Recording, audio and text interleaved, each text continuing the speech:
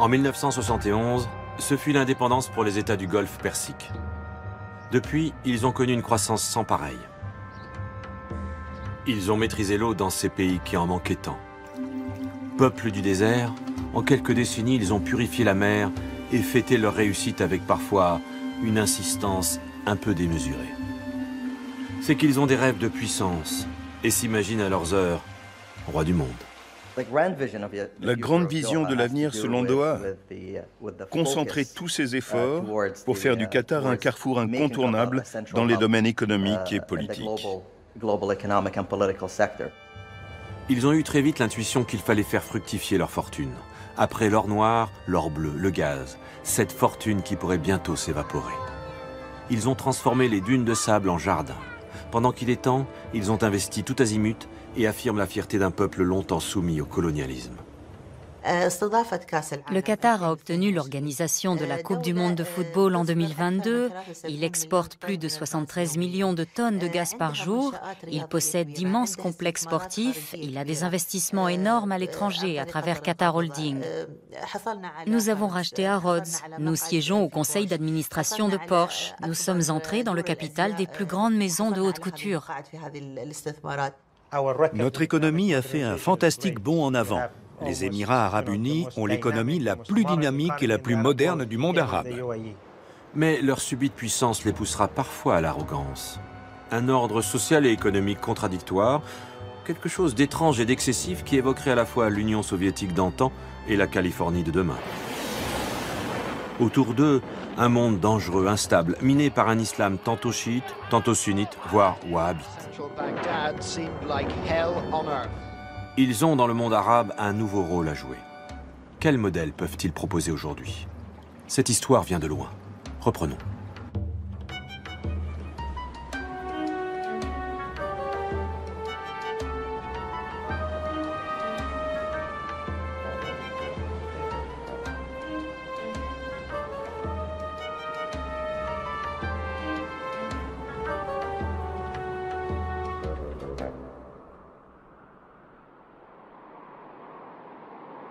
Al Ain, deuxième ville de l'émirat d'Abu Dhabi, dont la capitale porte le même nom.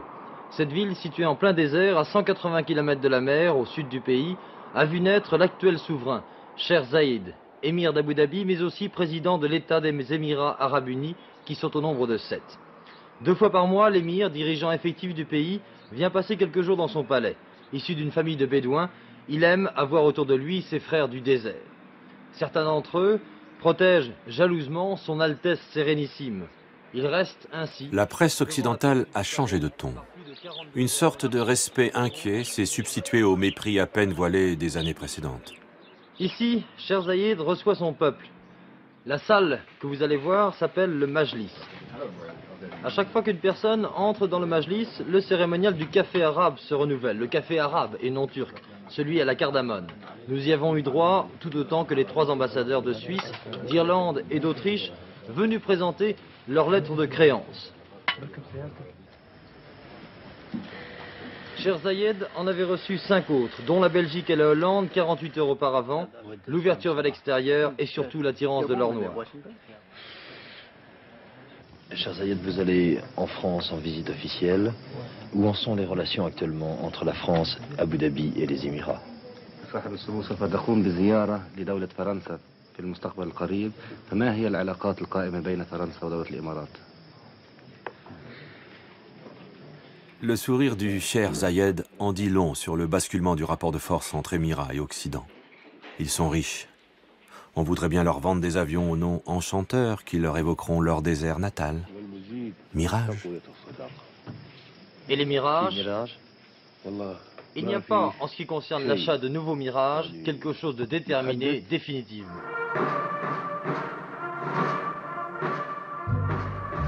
On commence à les redouter sérieusement, ces émirs. On les honore, on les exècre. Ils sont reçus avec tous les égards dus à leur rang.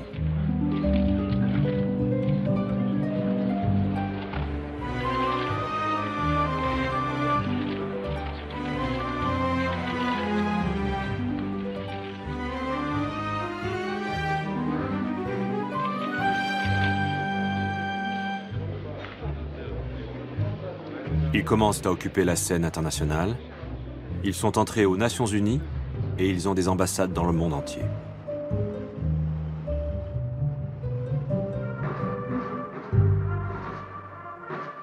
Les émirs se succèdent. Le rituel républicain est inébranlable. Le souverain du Qatar goûte à son tour aux ors de la République et à l'immense respect qu'il inspire. Il repartira au Qatar en ayant lui aussi acheté plusieurs Mirages aux Français. Aujourd'hui, les États du Golfe sont parmi les plus gros acheteurs d'armes au monde.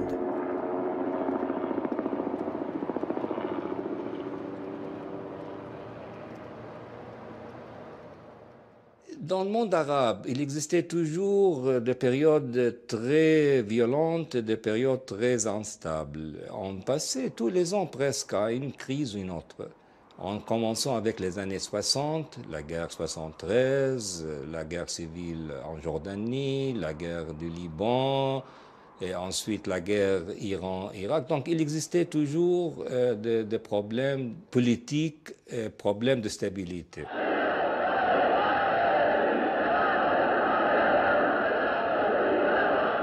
En 1979, la révolution islamique en Iran bouleverse absolument la situation géopolitique du Golfe. En 1971, les Anglais étaient partis en s'assurant de la sécurité de la région avec deux pièces maîtresses, l'Arabie saoudite et l'Iran. L'Iran qui était un petit peu chargé de la protection de la région.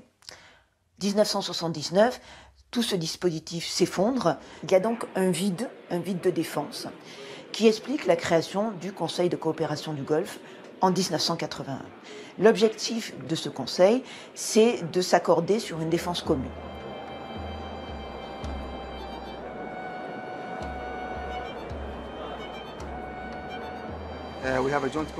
Nous avons un comité mixte entre tous les pays du CCG. Sur le plan militaire et défensif, nous avons créé ce que l'on appelle le bouclier de la péninsule. Ce bouclier est une sorte de force de déploiement arabe.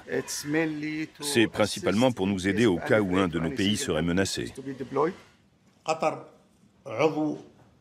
Le Qatar est un membre important au sein du Conseil de coopération du Golfe, qui a été créé en 1981. Ce conseil comporte 6 pays qui suivent une politique coordonnée dans tous les domaines. Il compose un ensemble homogène sur les plans religieux, linguistiques et coutumiers.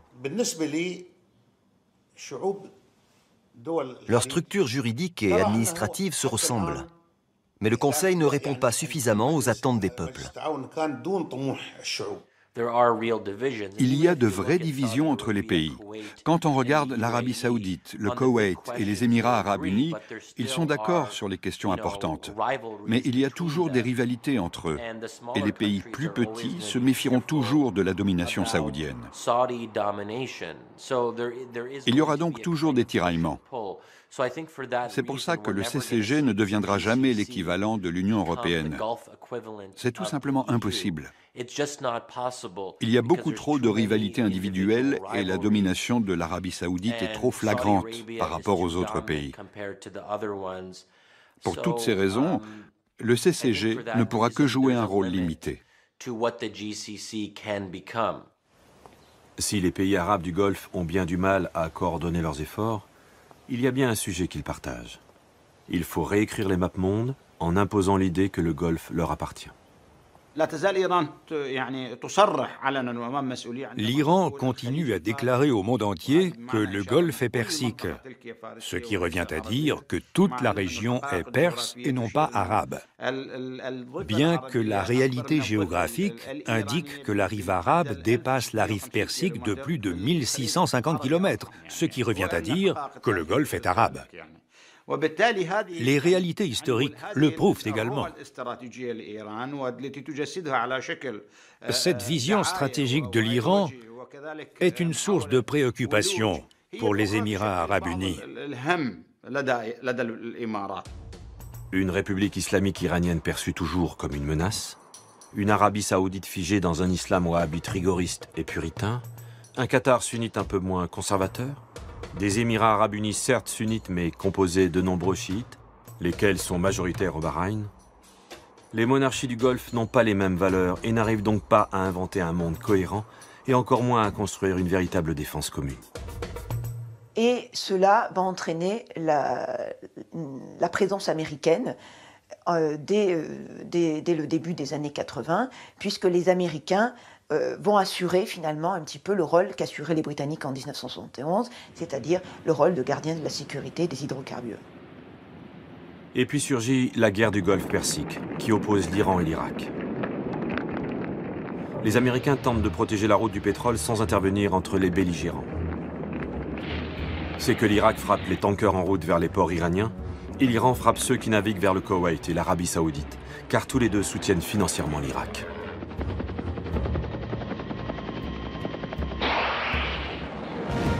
L'a-t-on déjà oublié? Cette guerre qui dura de 1980 à 1988 aura fait plus d'1 million de morts entre Iraniens et Irakiens.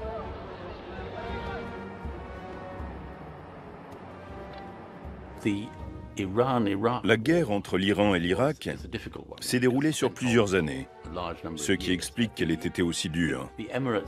Les Émirats arabes en ont largement bénéficié. Ils ont profité de l'instabilité et de la crise qui empoisonnait la région parce qu'ils ont su préserver leur stabilité politique alors qu'ils étaient dans des zones sensibles.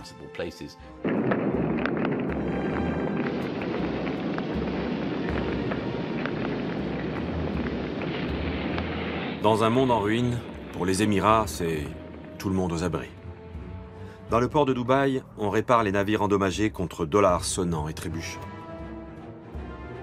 À Abu Dhabi, l'exploitation pétrolière semble inépuisable. On parle de plus de 100 ans de réserve.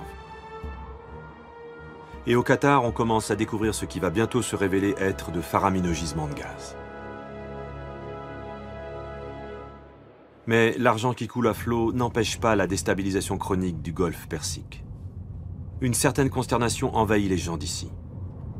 On aimerait tellement être tenu à l'écart de toutes ces guerres. Produire de la richesse en offrant un modèle d'excellence à tout le monde arabe. L'obsession, c'est l'horizon lointain mais si menaçant de l'après-pétrole et de l'après-gaz.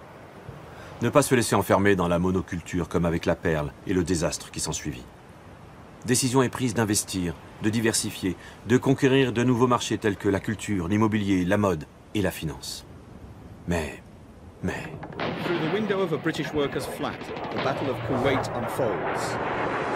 Bientôt, l'Irak de Saddam Hussein envahit le riche Koweït, gorgé de pétrole, comme par hasard, et déstabilise la région tout entière. Le Koweït, c'est un pays frère pour les gens du Golfe, et cette invasion va être vécue comme une véritable catastrophe. En 1991, l'Irak est dans une situation économique extrêmement désastreuse. Il est sorti de la guerre Iran-Irak extrêmement affaibli.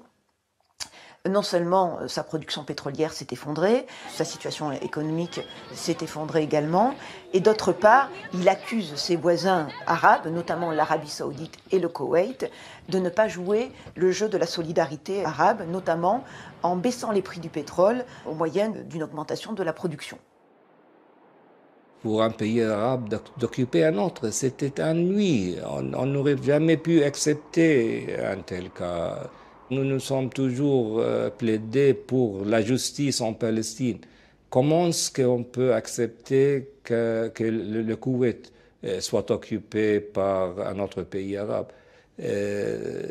Ça met la division au plus profond de l'âme arabe. C'était une véritable catastrophe, il n'y a pas d'autre mot.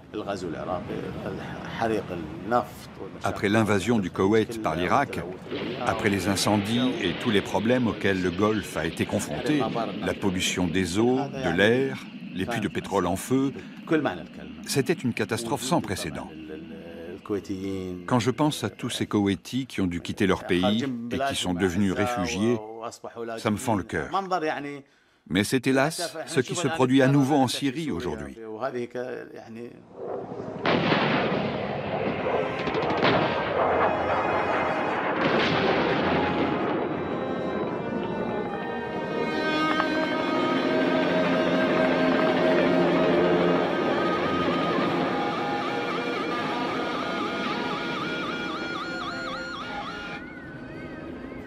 Cette fois, les États-Unis s'investissent directement et arrivent à la rescousse du petit Koweït. L'Europe cherche sa place et s'affiche solidaire. Avec leur opération Tempête du désert, les Américains s'implantent durablement dans la région au détriment définitivement de l'ancien protecteur, l'Angleterre. En fait, nous sommes restés très présents dans le Golfe, même si les Américains nous ont fait une grosse concurrence. Nous étions très préoccupés par les questions de sécurité liées à l'exploitation du pétrole et à la situation en Irak. Mais nous avions également l'œil sur l'Iran et la France, qui faisaient preuve de beaucoup d'agressivité et d'imagination pour maintenir de bonnes relations avec les Émirats arabes unis et le Qatar.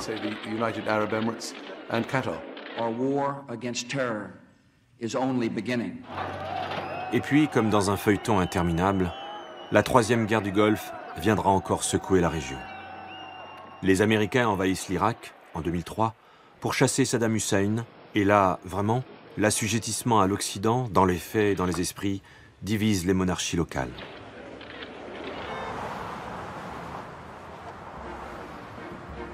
Les Américains ont installé leur plus grande base militaire étrangère au Qatar. C'est de là qu'ils mèneront l'attaque contre l'Irak.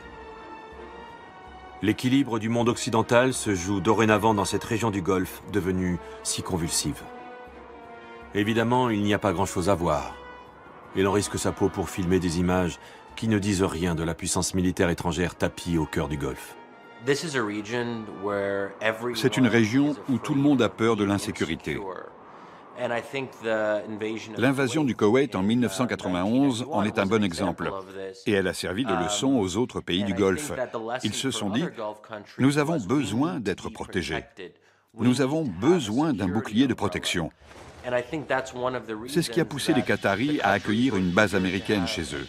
C'est une des plus grandes bases militaires des États-Unis dans le monde. Faudra-t-il se battre un jour contre l'Iran, qui reste un voisin difficile ? Partenaires ou ennemis, 400 000 Iraniens vivent dans les Émirats, dont 80% à Dubaï, où une relation singulière s'est nouée depuis des siècles. Mais les conflits frontaliers sont toujours en suspens. On se souvient des petites îles Tombes, par exemple. L'Iran serait un ogre. Sa menace nucléaire traumatise la région, avec ce risque de prolifération en Arabie Saoudite ou en Égypte. Depuis une dizaine d'années, aucun conflit armé, jusqu'à quand, n'a pourtant troublé les eaux du Golfe. Et depuis, les pères fondateurs de l'indépendance ont disparu pour laisser place à une nouvelle génération. Au Qatar, l'émir Hamad Ben Khalifa Al Thani a destitué son père pendant que celui-ci était en voyage à Genève. Il est prié d'y rester bien à l'abri, bien à l'abri.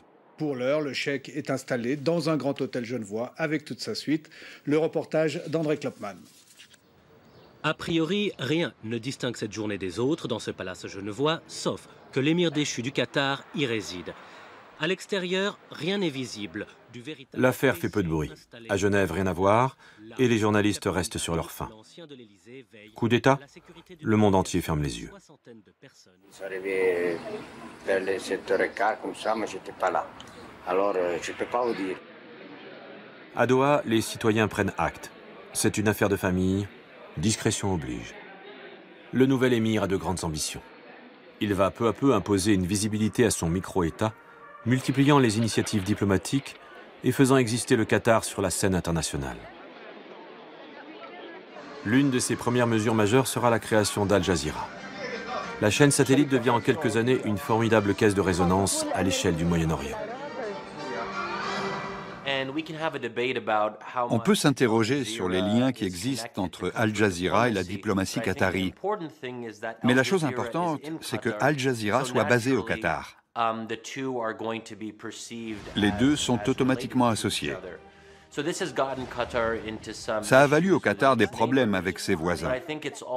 Mais ça lui a également donné plus de légitimité, parce qu'il possède la plus grande chaîne de télévision de la région. Et puis, pour le Qatar, le miracle arrive sans crier gare.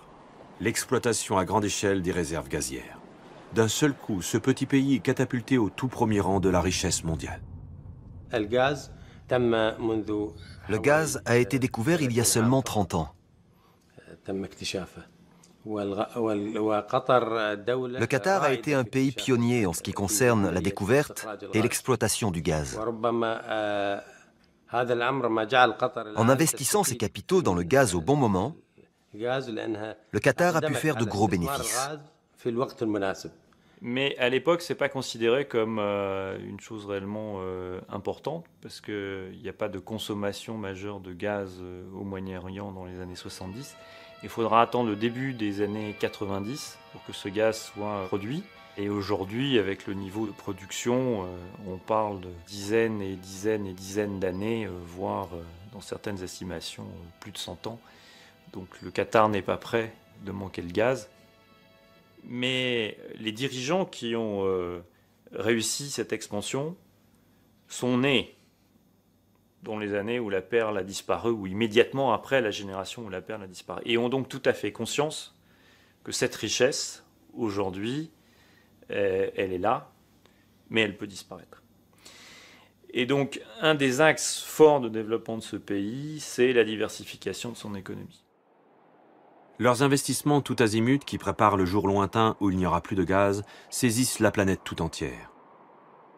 Achat de terres arables en Argentine, aux États-Unis, au Brésil, en Allemagne, au Soudan, possède 17% en Ukraine, la capitale de Volkswagen, et plus d'1 milliard de dollars. Les investissements qataris en Grande-Bretagne ont dépassé 23 milliards de dollars. Les droits télévisés de Ligue 1, le Paris Saint-Germain, participation dans la banque Barclays, et possède le magasin de luxe Harrods, le Concorde Lafayette, sur les Champs-Élysées, la galerie commerciale Élysée 26, l'hôtel des départ European Golf, entreprises comme Total permettra de financer des mines d'or en Grèce, Lagardère 12%, Veolia Environnement 5%, LVMH 1%, Vivendi 3%, etc., etc., etc. Nous sommes un petit pays, c'est vrai, mais un petit pays qui a de l'importance. Il faut nous prendre au sérieux, car nous allons jouer un rôle et résoudre un certain nombre de problèmes et de crises. Impossible de nous ignorer. Nous avons vraiment réussi à mettre le Qatar au centre de toutes les préoccupations. Il suffit de voir le nombre d'articles écrits ces 3 dernières années sur le petit Qatar qui boxe au-dessus de sa catégorie. En ce sens, la politique extérieure a été une vraie réussite, parce que les Qataris sont parvenus à vendre la marque Qatar, si vous voulez. La réussite du Golfe aujourd'hui suscite beaucoup de réactions, notamment dans les pays européens, où on raille l'exubérance du développement, le goût des Arabes pour l'argent, comme si c'était spécifique aux Arabes. Alors, ces réactions, ces critiques s'expliquent certainement par le fait que les Arabes aujourd'hui, les Arabes du Golfe, investissent des domaines qui jusque-là étaient réservés aux Occidentaux, à savoir le marché de l'art, des biens culturels, le marché du sport, le pouvoir de l'argent. Et ce faisant, ils sont en train de renverser l'ancien rapport hiérarchique, de dominer, ils s'affirment comme dominants. Hier, ils n'étaient que des fournisseurs de pétrole, considérés avec un certain mépris comme des émirs abachis dans la luxure, alors qu'aujourd'hui, ils inspirent la crainte du fait de leur puissance économique, de leur dynamisme aussi. Les Émirats arabes unis produisent actuellement 2 800 000, 2 900 000 barils de pétrole par jour, pour l'essentiel à Abu Dhabi.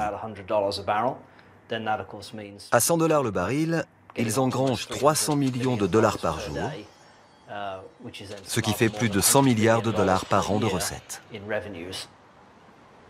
Et c'est à Abu Dhabi que prospère le plus important fonds souverain du monde. Plus de 875 milliards de dollars d'actifs. 3 fois plus qu'au Qatar tout de même. Fonds souverain? Quand un pays a plus de réserves que de dettes, il est dans une situation de surplus qui fait qu'il y a un besoin d'avoir un fonds souverain. Et donc les fonds souverains répondent à cet excès de capital et servent à investir cet excès de capital de manière sage. Potentiellement, par exemple, sous forme d'un fonds pour les générations futures. Créé par le Cheikh Zayed, le fonds est chargé également d'investir les revenus pétroliers de l'Émirat à travers le monde pour les faire fructifier. 875 milliards de dollars d'actifs, donc. Mais évidemment, tout cet argent ne peut rien contre la fatalité. Voilà que le grand Zayed meurt en 2004, des suites d'une longue maladie. Allahu Akbar. On pleure le père de la nation, le pays tout entier semble accablé, même les expatriés se désolent. Le mythe peut commencer à vivre. Le Cheikh Zayed était un personnage remarquable. Absolument charmant, charismatique, passionnant. Il était très puissant, on pouvait sentir cette puissance, mais en même temps, il était très humain. C'est vrai, pour nous, le Cheikh Zayed était un père, un oncle, un chef, un dirigeant. Et là, c'était Cheikh Zayed qui est venu en chevalier arabe, charismatique, qui nous a réunis, qui nous a donné espoir dans la vie et qui nous a menés dans une fédération qui nous a donné la prospérité, la stabilité, la paix que nous connaissons aujourd'hui. Cheikh Zayed avait 19 fils et 8 filles, 27 enfants. Mais sur les images, on ne voit jamais les filles avec leurs frères. Au détriment de son frère, le prince Mohamed Ben Zayed Ben Sultan va rapidement s'imposer comme le nouvel homme fort. Cette nouvelle génération de dirigeants est née riche et n'a jamais connu la misère originelle du temps de leurs parents. Du désert, ils n'ont qu'une expérience quelque peu futile et vrombissante. Ils ne connaissent que le luxe des villes, mais ils ont fait de longues études en Angleterre, aux États-Unis ou en France, alors que leur père avait à peine été à l'école.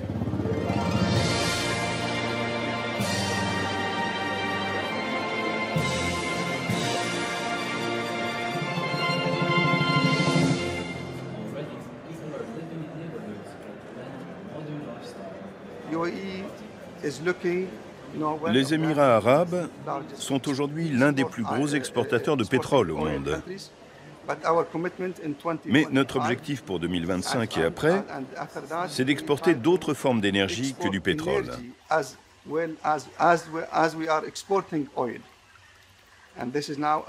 D'où les investissements importants de notre part dans les énergies propres comme le nucléaire, le solaire et l'éolien. C'est un secteur que nous sommes en train de promouvoir et dans lequel nous investissons nos capitaux. Nous avons également le projet de faire évoluer notre économie qui est fondée sur le pétrole vers les industries et les services. C'est le modèle que nous nous engageons à défendre. Bon nombre de projets et de stratégies sont déjà en œuvre et nos gouvernants se sont engagés à soutenir quantité d'idées et de projets sur ces questions-là.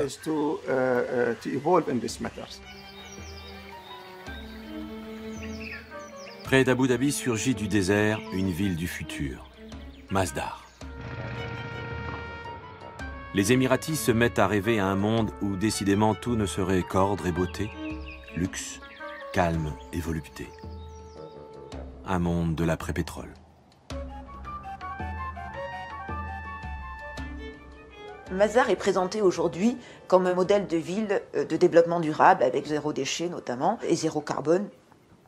Beaucoup soulignent un peu les paradoxes dans une région où les activités sont très polluantes, que ce soit les activités domestiques, la voiture, la climatisation, que ce soit également les activités de l'industrie, notamment l'industrie pétrochimique, l'aluminium ou encore l'investissement dans le nucléaire civil. Néanmoins, l'ambition de Masdar n'est pas tellement l'écologie, mais plutôt la technologie.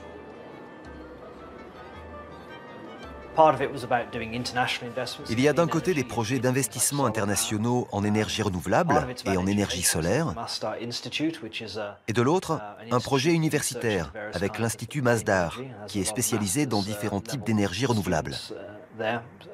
De nombreux étudiants font de la recherche et développent des projets en matière d'énergie solaire et de capture et de stockage du dioxyde de carbone. À quelques kilomètres de Masdar, d'autres aventures urbanistiques laissent rêveurs.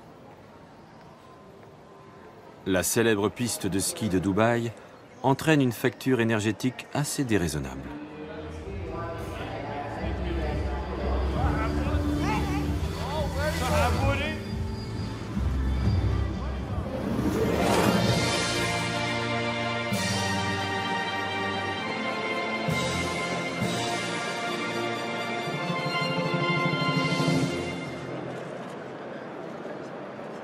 Le Cheikh Rachid, père de l'indépendance de Dubaï, est mort en 1990. Mohamed Ben Rachid Al Maktoum, qu'on surnomme le Cheikh Mo, est aujourd'hui le monarque de Dubaï. Dans cette cité-État dédiée depuis toujours au commerce, sa neutralité serait synonyme de stabilité. Dubaï a toujours été un port, jamais une ville politique. On voit bien que c'est la clé de son succès. Rester neutre, être ami avec tout le monde, ne pas faire de politique. Si vous venez à Dubaï, le quartier des affaires est réservé aux investisseurs et à personne d'autre. C'est sans doute la raison de son succès. Dubaï concentre ses investissements dans l'immobilier. Constructeur, il rêve à de nouvelles mégapoles qui soumettraient la nature et en finiraient avec l'aridité du désert. Palmiers arrachés au sable et hissés dans des tours, décor. Un immense décor, sans plus aucune limite. Et puis patatras, en 2009, c'est la stupeur.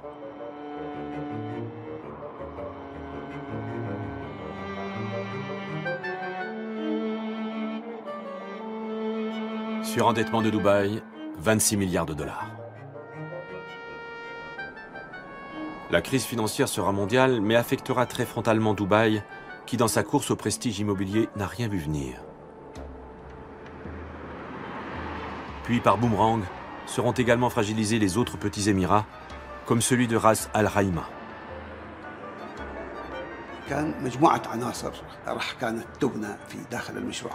Plusieurs unités auraient dû être construites. On avait planifié la construction de 9 hôtels. On avait planifié la construction de centres commerciaux. On avait planifié des logements, entre 5 et 25 étages, et des villas. Ce projet a été complété en ce qui concerne les infrastructures. Mais suite à la crise économique, on a revu tous les plans et on a construit en fonction des besoins du marché. Très rapidement, Abu Dhabi intervient pour porter une aide importante à Dubaï et surtout, l'objectif premier d'Abu Dhabi, c'est de rassurer les marchés internationaux. Les leçons de cette crise pour Dubaï, c'est essentiellement qu'il ne peut pas se passer de la solidarité fédérale et que l'argent du pétrole reste un élément de stabilité pour les investisseurs étrangers. Cette crise financière fragilise également Dubaï dans sa compétition avec Abu Dhabi, puisque ça lui vaut une petite humiliation. La tour la plus haute du monde, qui était censée représenter la grande réussite de Dubaï, est débaptisée. Elle perd le nom de tour de Dubaï pour s'appeler la tour Khalifa, en hommage au cheikh d'Abu Dhabi. Humiliation pour Dubaï. Victoire savoureuse mais qui se veut discrète pour Abu Dhabi. Tandis qu'à Doha, on observe en ricanant sous cape ou sous burqa. C'est que les trois cités-États sont en permanente rivalité et ils sont entraînés dans une course au prestige où chacun y va de son plus beau musée, de son plus beau gratte-ciel, de sa plus belle compagnie d'aviation.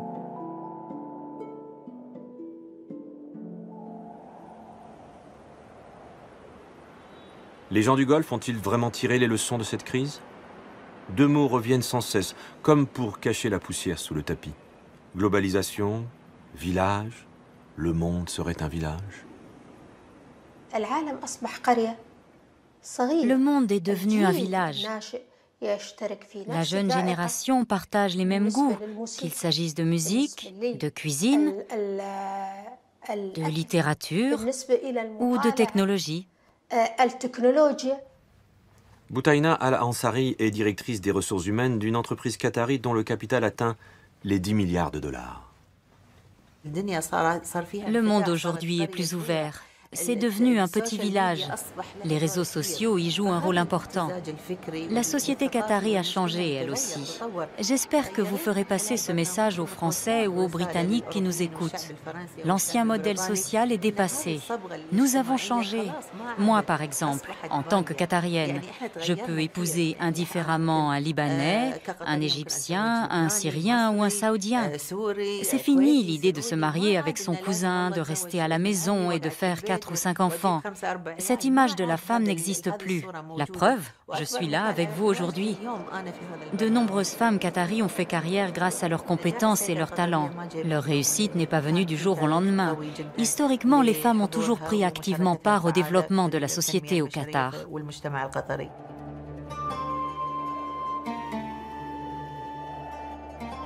Pour évoquer leur émancipation, les femmes des Émirats arabes unis et du Qatar plongent dans les images du passé pour valoriser le statut de leur mère.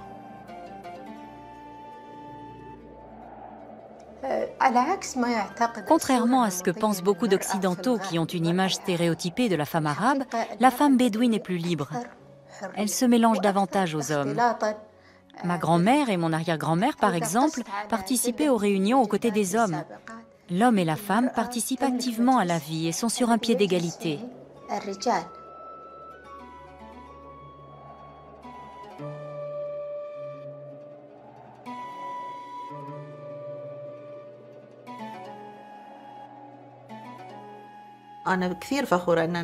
Moi, je suis très fière d'avoir épousé mon cousin, même si nous sommes du même sang.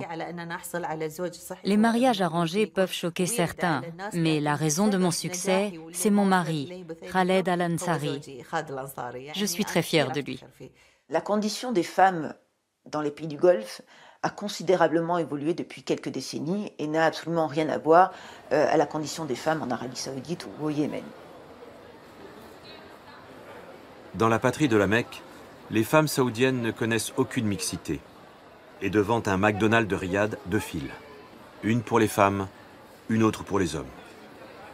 Dans les Émirats, c'est tout autre chose. Cette évolution est essentiellement due à de grandes politiques d'éducation dans les années 90 et de grands investissements, des investissements importants notamment dans l'enseignement supérieur.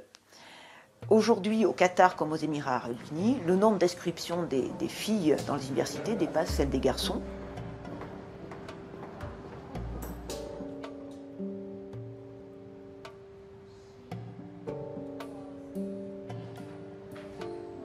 On est tout de même prié de ne pas filmer les visages des étudiantes. La loi islamique prime encore dans les rapports entre les deux sexes. Qu'il s'agisse de divorce, d'héritage ou de droits parentaux, les hommes restent en position de force, à condition qu'ils soient citoyens émiratis ou qataris. Bien évidemment, les Qataris sont prioritaires pour s'inscrire dans ces universités. Mais de plus en plus d'étudiants étrangers s'y intéressent et postulent.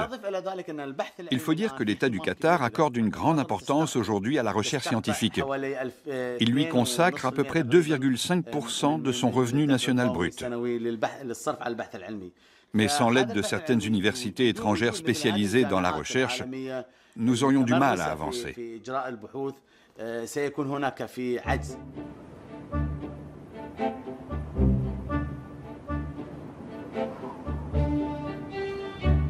Ces petits États cherchent leur place entre modernité et tradition. Mais cette phrase un peu stéréotypée résonne pourtant comme un vrai projet de grandeur. S'affirme la volonté de retrouver pour les Arabes une place perdue depuis des siècles. Ils se mettent à rêver à cet âge d'or islamique qui, du 8e au 13e siècle, régna sur 3 continents et notamment en Espagne, à Cordoue. Ils aiment à rappeler les lumières de Cordoue, le dialogue entre musulmans, chrétiens et juifs qui favorisa l'éclosion des sciences modernes. Ce faisant, ils marquent leurs différences vis-à-vis des régimes islamistes de la région.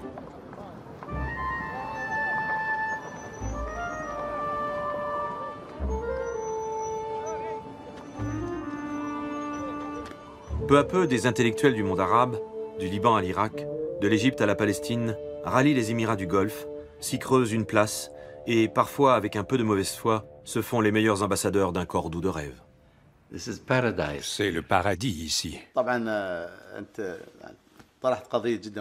Vous avez abordé une question très importante, celle de Cordoue. Évidemment, dès qu'il est question du dialogue interreligieux, nous pensons tout de suite à Cordoue. Effectivement, les musulmans, les chrétiens et les juifs cohabitaient et faisaient progresser la science. Tout se passait bien. La coexistence était pacifique et le respect mutuel. Le Qatar a tous les atouts pour devenir le nouveau Cordoue du monde arabo-musulman.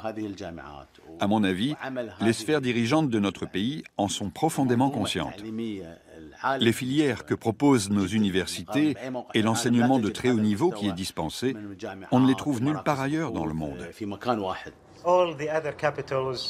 Toutes les autres capitales de la région, Le Caire, Bagdad, Damas, Beyrouth, ont perdu leur dynamisme. Elles ne jouent plus aucun rôle. La seule ville capable de combler ce vide et de porter une renaissance arabe, c'est Dubaï, plus que n'importe quelle ville dans la région. Parlant des Émirats aujourd'hui, on évoque souvent le retour à l'âge d'or de la civilisation arabo-islamique, la renaissance arabe. Cela traduit surtout la fierté retrouvée des Arabes après une longue période de tutelle ottomane puis de domination européenne.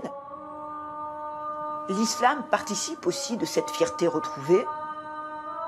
Les Émirats, le Qatar, ont à cœur de valoriser aussi un islam dans un message d'ouverture et de tolérance, de renouer aussi avec cet islam du Moyen-Âge qui était associé à la science et au progrès. Cette valorisation de l'islam passe par la réalisation de grands projets architecturaux. La grande mosquée d'Abu Dhabi fascine et habite même les plus infidèles des infidèles.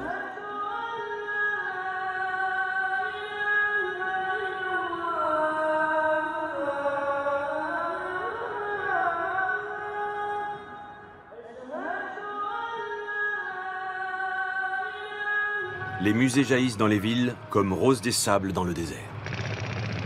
À Doha, à Dubaï, à Abu Dhabi, c'est la concurrence entre les cités-États et la course au prestige.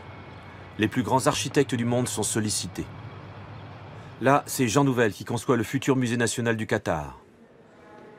Là, c'est Frank Gehry qui conçoit le Guggenheim Museum. Là, c'est encore Jean Nouvel qui bâtit le Louvre à Abu Dhabi. Mais pour rayonner dans le monde, ils sont aussi capables d'absorber les formes les plus intrigantes.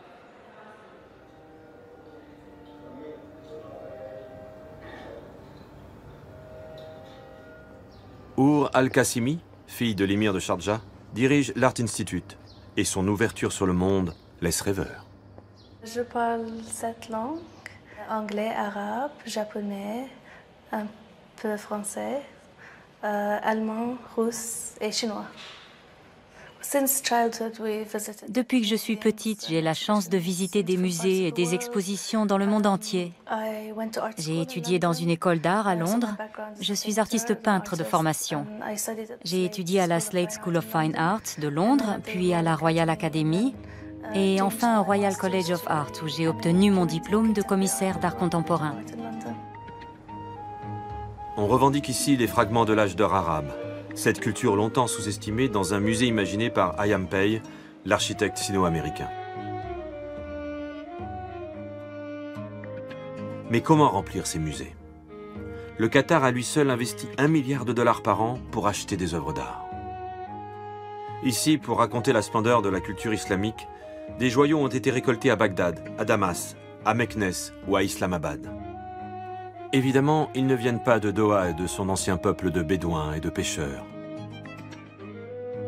Pourtant, en cherchant bien, il n'est pas dit que les monarchies du Golfe n'aient pas un passé prestigieux caché quelque part. Alors, une véritable passion pour l'archéologie saisit les autorités locales. Une nation se doit d'avoir une histoire, même s'il faut retourner tout le sable du désert. Nous essayons de développer une identité culturelle et historique pour les citoyens qui habitent aujourd'hui notre pays. Parce qu'en fin de compte, le passé du Qatar est la source de son présent et l'horizon de son avenir. Depuis 2 ans, nous travaillons sur ce site qui a été occupé il y a 7500 ans. Il s'agit d'un campement de pêcheurs probablement saisonniers. Le site est important puisque on y a trouvé des perles fines qui se sont avérées les plus anciennes au monde puisqu'elles datent de 7500 ans. Le développement est très rapide dans le pays, en particulier sur les côtes. De très nombreux sites disparaissent. Il faut compléter les cartes archéologiques. Nous nous y employons, mais c'est un travail très important et de longue haleine. L'urbanisation a bien entendu des avantages et des inconvénients. Parmi les inconvénients, disons que les premiers plans de la ville ne tenaient pas compte de la préservation des lieux historiques et culturels, comme les anciennes maisons, les anciens marchés, les anciennes mosquées. Beaucoup de ces zones restaurées sont devenues des sites touristiques. Nous avons désormais 13 musées historiques. Il y a un musée du cheval, un musée du chameau, un musée du faucon, un musée sur l'histoire de la plongée, un musée de la perle, un musée sur l'histoire des Émirats arabes unis, etc. On crée un luxueux centre d'archives à Abu Dhabi, assez vaste pour y accueillir toute la mémoire du désert.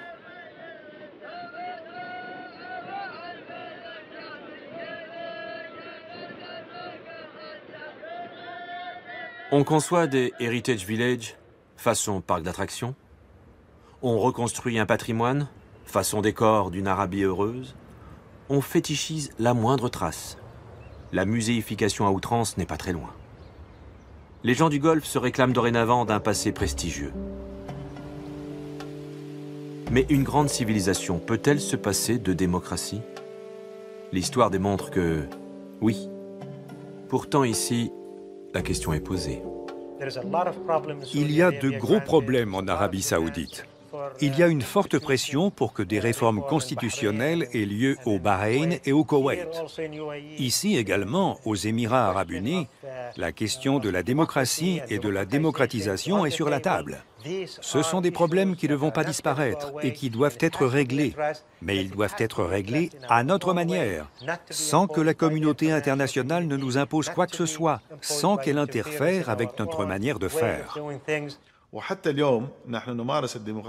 Nous pratiquons la vraie démocratie et non pas une démocratie imposée par l'extérieur. Aujourd'hui, si vous demandez à n'importe quel citoyen des Émirats arabes quelle est sa conception de la démocratie, il vous répondra que pour lui, la démocratie doit être synonyme de confort, de sécurité, d'emploi, mais aussi de droits et de devoirs. Pour moi, c'est ça le summum de la démocratie.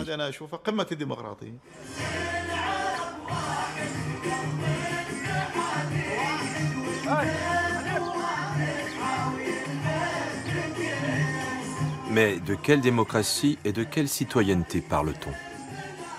8% de nationaux sont confrontés à une myriade de cadres internationaux et surtout à cette foultitude de travailleurs migrants qui ne resteront pas sans droit éternellement. Main-d'œuvre bon marché, précaire et exposée à des abus de toutes sortes, venant de l'Inde, du Pakistan, du Népal, leur sort n'effraie pas grand monde ici.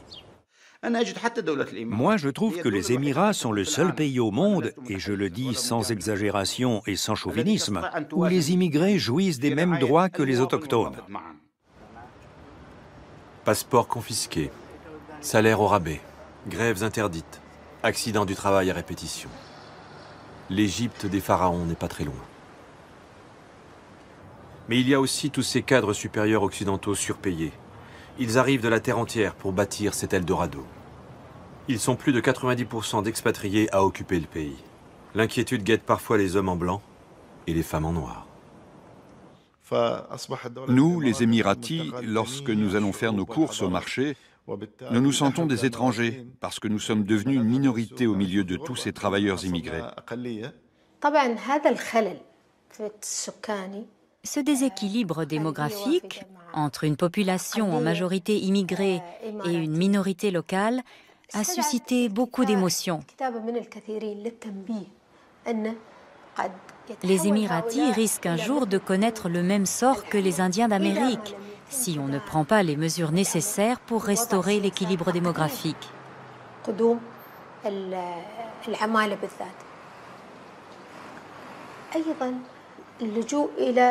Il y a par conséquent tout un courant pour attirer de nouveaux experts arabes, puisque le cœur de l'identité émirati est arabo-musulman.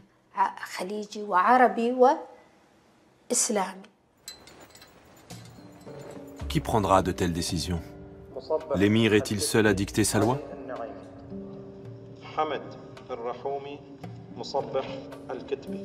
En 1971, la Fédération des Émirats arabes unis se dote d'un Conseil national fédéral, donc une sorte de parlement. Ce parlement n'a un rôle que consultatif, donc on n'est pas dans le modèle des démocraties libérales. Il s'inscrit plutôt dans la tradition des majlis, c'est-à-dire ces assemblées traditionnelles dans le monde arabe où les membres importants de la communauté sont invités à s'exprimer sur les choses publiques. Personnellement, je ne crois pas à ce qu'on appelle le modèle démocratique. Je crois à l'état de droit et à la justice pour les citoyens, mais pas un modèle où tout repose sur des élections et qui fait élire des candidats non démocrates, comme en Égypte. Égypte, Tunisie, Libye. Le printemps arabe empêche de dormir les gens du Golfe, les traumatise et les divise. Le Qatar soutient les frères musulmans, les Émirats arabes unis les combattent.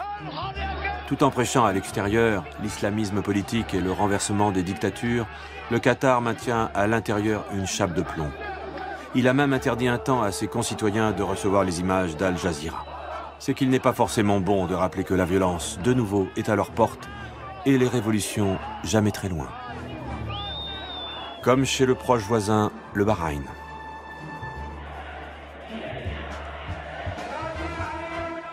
Mais ici, la famille royale sunnite écrasera rapidement le peuple en majorité chiite grâce au CCG, le Conseil de coopération du Golfe, qui déploiera son bouclier de la péninsule, non pas pour se protéger contre une attaque extérieure, comme cela était sa vocation, mais bien pour réprimer violemment la contestation interne du royaume du Bahreïn. Les monarchies du Golfe ne sont pas prêtes à tolérer que la rue, dominée par les chiites, se permette de destituer un roi. 86 morts, dont 9 enfants. Depuis, l'ordre a été plus ou moins rétabli. Enfin, il ne règne pas tant que ça au sein même du CCG. En mars 2014, c'est la guerre larvée entre l'Arabie saoudite, les Émirats arabes unis et le Qatar, soupçonnés de soutenir les frères musulmans en Égypte et ailleurs.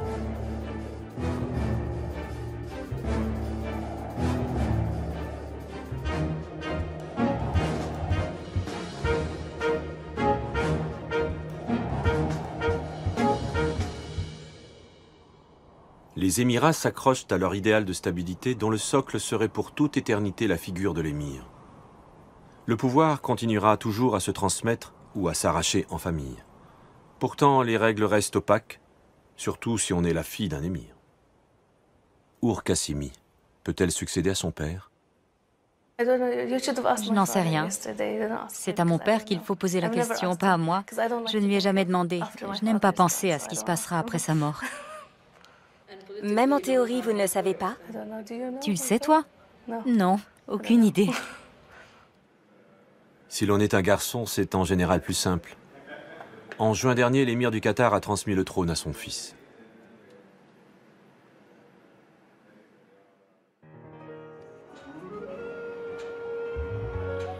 Les Émirats proposent-ils un modèle viable? On ne sait plus très bien où commencent les apparences et où elles finissent. Bataille des images. Une sorte de modernité exacerbée d'un côté, de l'autre, une revendication des racines et des traditions arabo-musulmanes. Les vieux pêcheurs de perles, quant à eux, constatent un peu accablés que le monde a vraiment bien changé. Même les oiseaux d'autrefois ont disparu. Où sont-ils passés? Nous ne voyons plus les oiseaux qui venaient ici avant. Ils ne sont plus là. Les Émirats deviendront-ils le phare du monde arabe avec ses universités et ses musées? Ou bien ces cités-États n'auront-elles rien d'autre à offrir que leurs services sur mesure pour marchands et touristes? Des villes carrefours, cosmopolites, mais dépourvues de caractère, vouées au commerce et totalement intégrées dans la mondialisation de la culture et des échanges. Des villes creuses, aux confins du déracinement et de l'artificialité. Les gens du Golfe arriveront-ils à échapper à cette fatalité pour assurer autrement leur survie et leur avenir?